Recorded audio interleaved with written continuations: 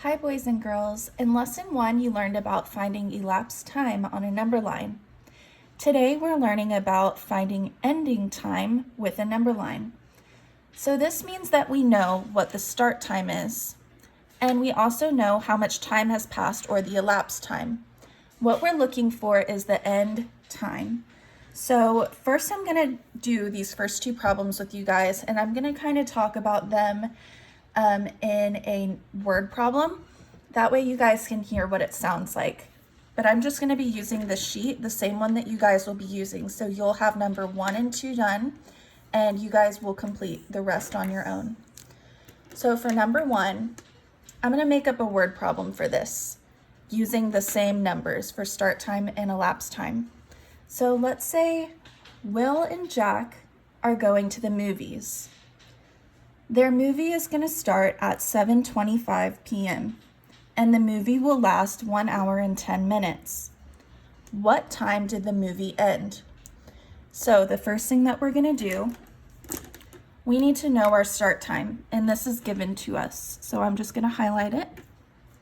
We know it starts at 7:25. I need to start by putting my start time on the number line. I want you to notice that we have between 7 and 8. We know 7:25 is after 7 o'clock, but it comes before 8 o'clock.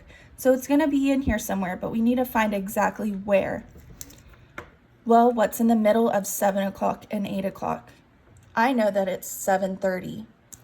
So each of these little lines are going to be counting by 5s. So it would go 7:05, 7:10, 7:15, 7:20, 7:25. So it's going to be this little line right before 7:30.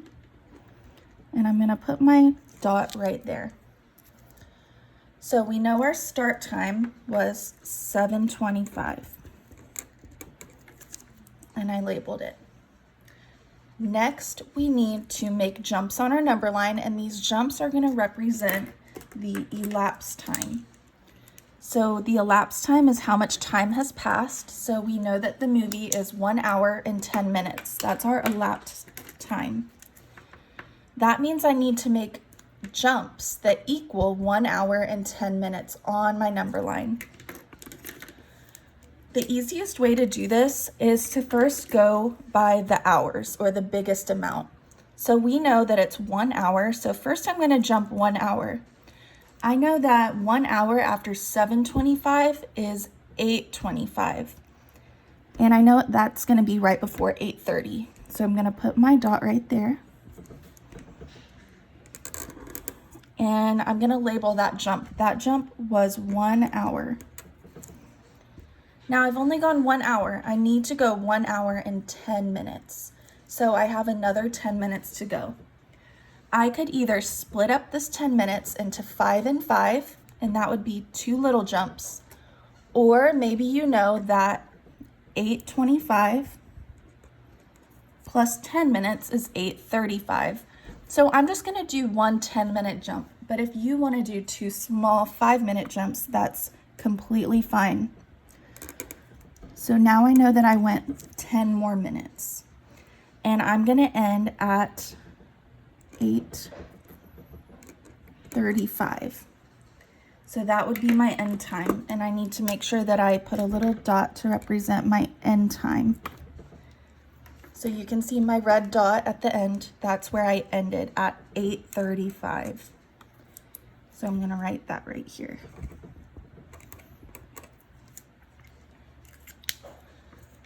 Let's do number 2. I'm going to make up a word problem for this one. Annabelle went to the park at 1:25 p.m.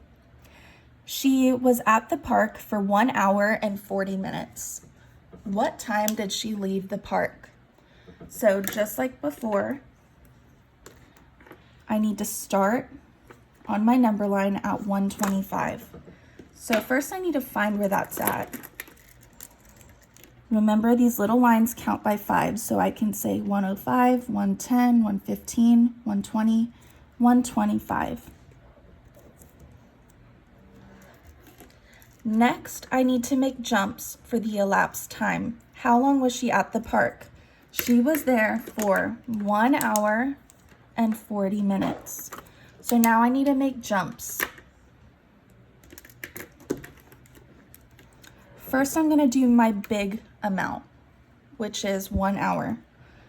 I know that if I jump 1 hour from 125, I would land at 225. 225. We're just gonna change the hour part and the minutes will stay the same. So let's jump 1 hour. And label it 1 hour. Now I'm at 225. Now I've gone 1 hour. I still need to do my 40 minutes. You can choose how you want to break up these jumps.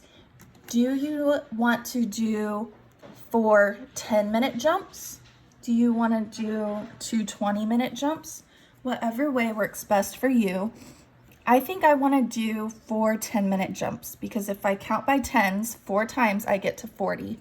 10, 20, 30, 40. So that's what I'm going to do on here. Here's 10, 10, 10, 10. And now I can see that I land at 3:05 because each one of these small lines is 5 minutes and it landed on the first one after 3 o'clock. So I'm going to put my dot there. That's where I ended. And I ended at 3:05. So like I said, you can choose how do you want to break up the minutes, whatever works easiest and best for you. Do you want to do bigger chunks or smaller chunks? You could even just jump by 5s if you want. The other thing is that you need to make sure that all of your jumps equal your elapsed time. So I know that 1 hour plus 4 10s, that makes 1 hour and 40 minutes, and that matches how much I was supposed to go. If you look at number 3, it's 1 hour and 25 minutes. So you're probably going to make a 1 hour jump first, then decide how do you want to break up your 25 minutes. Do you want to do a 20 and a 5? Do you want to do 2 10s and a 5? Do you just want to make 5 5-minute jumps? Remember, you need to be breaking this apart the best way that you can and make sure that all your jumps add up to your elapsed time.